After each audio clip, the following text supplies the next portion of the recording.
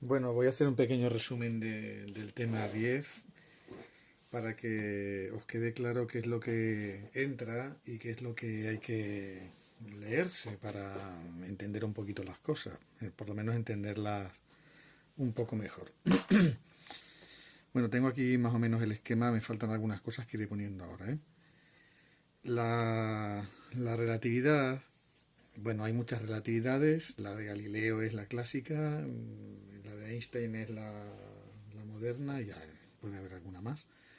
Pero bueno, son las dos principales teorías de la relatividad. La clásica, la de Galileo, pues es la que hemos estudiado en la mecánica, en los cursos anteriores, incluso en este también con la gravitación, ¿no? Es la que funciona con velocidades pequeñas. Pero ¿qué ocurre? Que a partir del siglo XIX, cuando se descubre ya la velocidad de la luz y se hacen experimentos para comprobar su valor, resulta que hay fenómenos que no se pueden explicar con la mecánica clásica, la de Newton y Galileo, ¿no? Con esa teoría de la relatividad.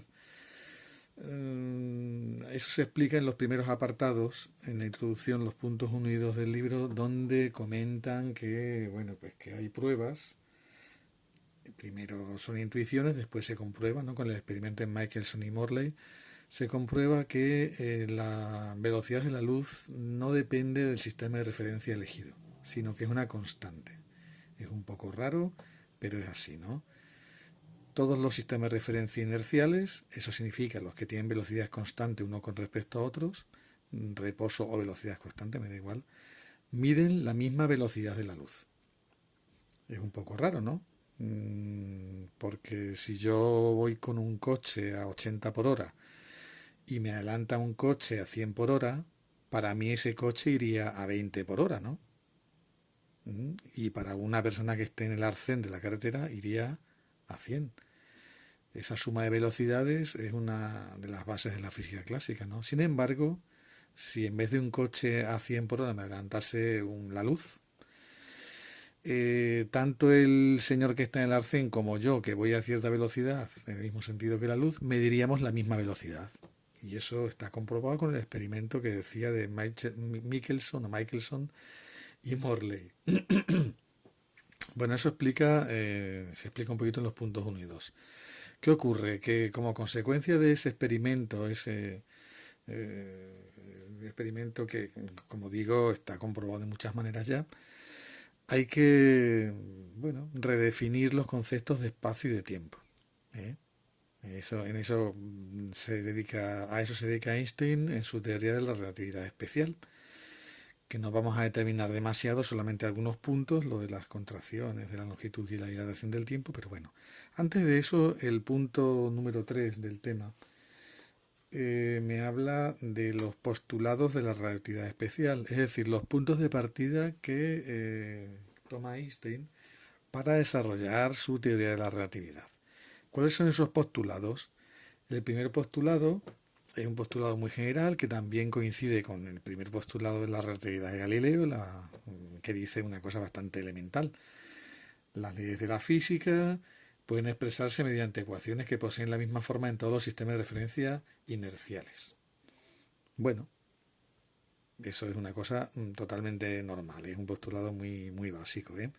Repito, común a Einstein y a la física clásica. Es el segundo postulado el que rompe con la física anterior. ¿Qué dice el segundo postulado? Dice que la velocidad de la luz es una constante absoluta, independientemente del sistema de referencia desde el que se haya medido.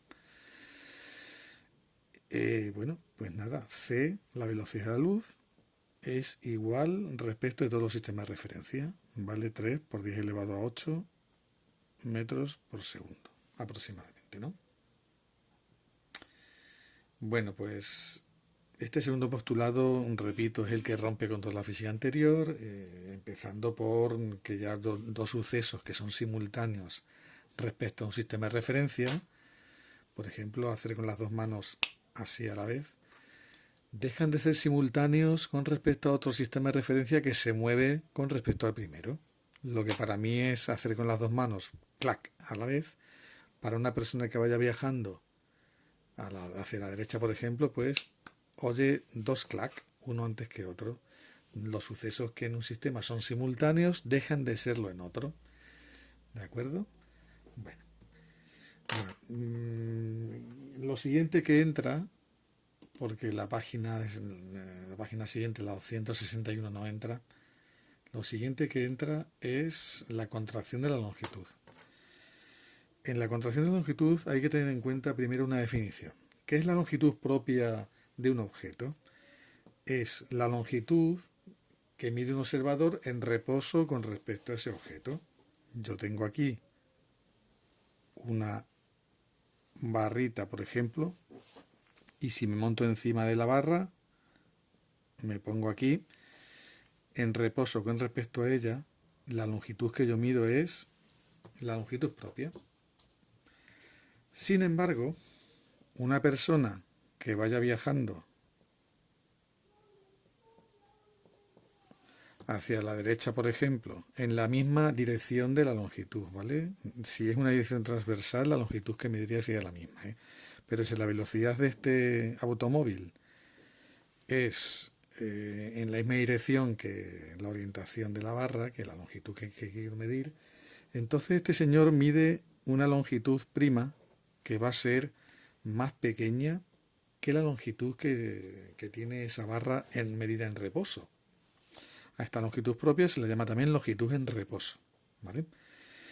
Entonces, eso de que alguien que se mueve con cierta velocidad con respecto a un sistema donde está la barra en reposo, mida una longitud distinta, se llama contracción de la longitud o contracción de Lorentz. La fórmula es que la longitud que mide el señor que se mueve con respecto a la barra es igual a la longitud en reposo por la raíz cuadrada de 1 menos la velocidad que tiene el observador prima al cuadrado partido por la velocidad de la luz al cuadrado. Esta es la fórmula. Se suele poner, para que no sea tan larga, que v partido por c lo llamamos beta y entonces la formulita queda longitud respecto a un sistema en movimiento sería igual a la longitud en reposo por la raíz cuadrada de 1 menos beta cuadrado. Bueno, esta es la fórmula que se suele poner para la longitud, para la contracción de la longitud. Analicemos de todos modos esto. Mirad, cuando la velocidad v del observador prima es comparable a la velocidad de la luz, entonces este término es significativo y sería 1 menos un valor, ¿no?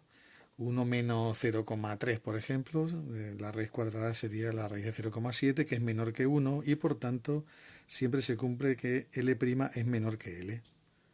Como V siempre es menor que C, entonces L' es menor que L. Por eso se habla de contracción de la longitud. Los objetos se ven más pequeños cuando uno se mueve en la dirección en la que están orientados. Y otra observación. En el límite clásico, la velocidad v de los objetos es muchísimo más pequeña que la de la luz, con lo cual este término valdría prácticamente cero. Y si esto vale 0, 1 menos 0 es 1 y la raíz cuadrada de 1 sería 1 y las longitudes coincidirían, que es lo que nos pasa en los experimentos habituales, ¿vale? Lo pongo aquí. Límite clásico.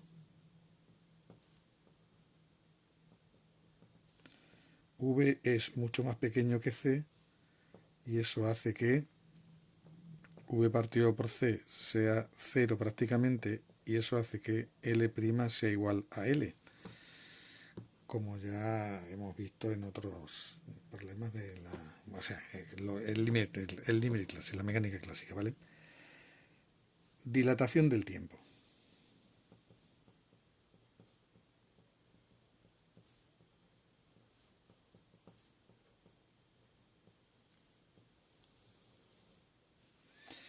Bueno, pues antes de decir en qué consiste, vamos a decir también qué significa tiempo propio.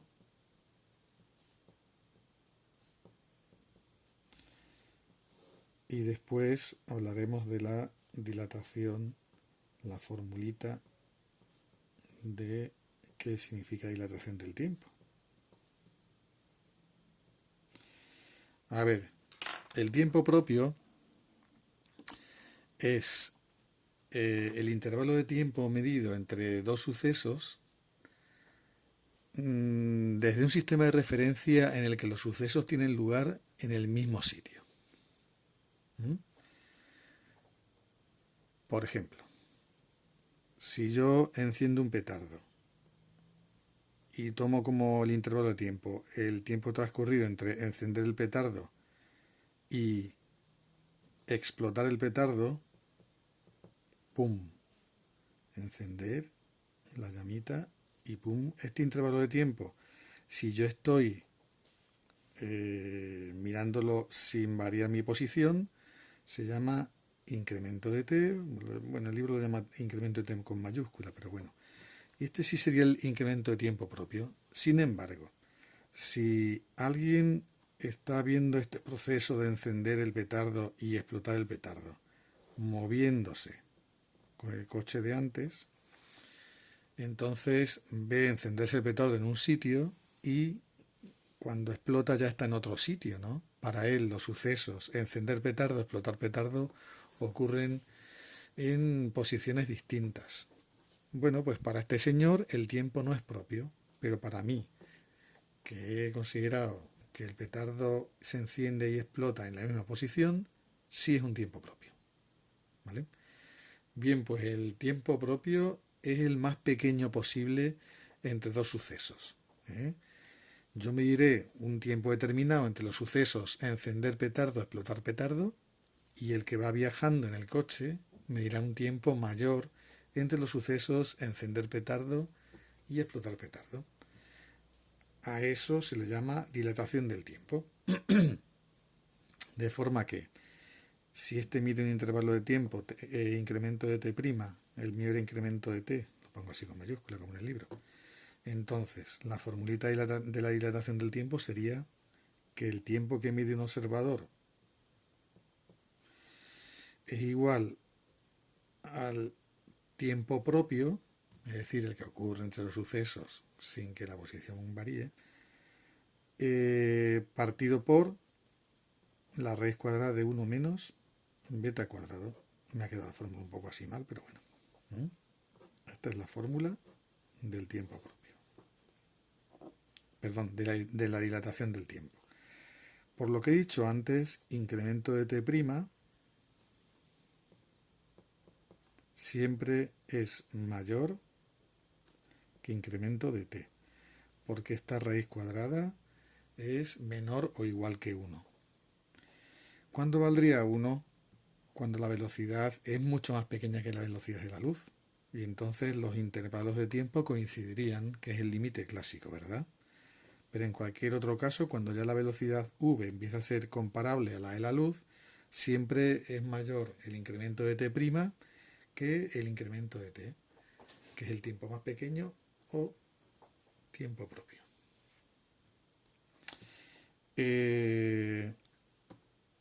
Bien, hay ejercicios que os he propuesto, a ver si salen, si no los contesto yo mañana o el próximo día, para calcular, bueno, pues longitudes propias o longitudes no propias, tiempos no propios, tiempos propios, etcétera, ¿vale?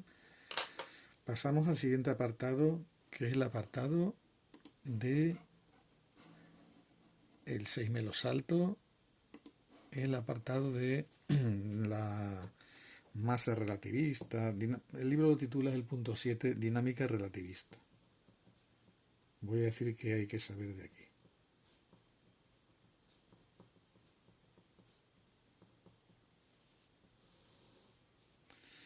Bueno, empieza diciendo que en la mecánica clásica se puede acelerar un cuerpo indefinidamente, pero como hemos visto, en la relativista no, porque hay un límite que es la velocidad de la luz, nada puede ir más deprisa, ¿no?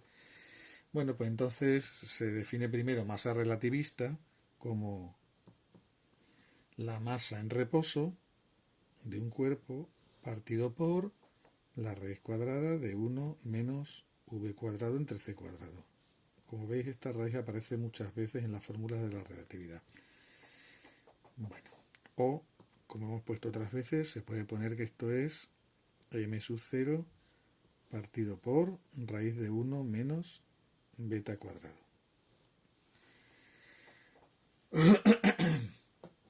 Bueno, pues esto significa que la masa relativista siempre va a ser mayor que la masa en reposo cuando el cuerpo está en movimiento. ¿eh? Porque si hay una velocidad, un cuerpo va a cierta velocidad, entonces sería v entre c siempre es menor que 1, 1 menos un número, la raíz cuadrada de 1 menos un número también es menor que 1 y por tanto al estar dividiendo la masa relativista, la masa de un cuerpo va a ser siempre mayor que la masa que tiene ese cuerpo si no se mueve. Una primera consecuencia que saco yo de esta formulita es que la imposibilidad de que los cuerpos tengan velocidades de la luz viene ya reflejada aquí, porque si la velocidad de un cuerpo fuese igual que la de la luz, si v pudiese valer igual que c cuadrado entre c cuadrado valdría 1, 1 menos 1 es 0 y quedaría que la masa es m sub 0 entre 0 y un número entre 0 es infinito, ¿no? O sea que si un cuerpo tuviese la velocidad de la luz, su masa sería infinita, cosa que es imposible, ¿no? Bueno, esta fórmula refleja ese hecho. Y otra fórmula que quizás sea más interesante que esta es la que viene de energía cinética relativista. Energía cinética relativista. Viene más o menos al final de la página y dice que la energía cinética, cómo se saca, me lo salto, es igual a la masa relativista del cuerpo por la velocidad de luz al cuadrado menos la masa en reposo del cuerpo por la velocidad de la luz al cuadrado. A este término se le llama energía total relativista. Energía total. Y a este término se le llama energía en reposo. Reposo. Si se despeja se puede poner aquí al revés, mc cuadrado igual a la suma de energía cinética más la energía en reposo. Bueno, esto se puede entender como el principio de conservación masa-energía. Se extiende el principio de conservación de energía a la masa también. Y dice que la masa puede transformarse en una cantidad equivalente de energía y viceversa. Hay ejercicios donde, bueno, esta fórmula es la que Einstein puso o aparecen los cartelitos como E igual a mc cuadrado de forma abreviada, ¿no? También se puede poner así. Hay algún ejercicio donde se utiliza esta fórmula, ¿vale? El último apartado que hay que leerse son las consecuencias de la teoría de la relatividad. Es interesante leerlo porque, bueno, pues se ven experimentos que demuestran que estas teorías no son solo eso, teorías, sino que están comprobadas experimentalmente.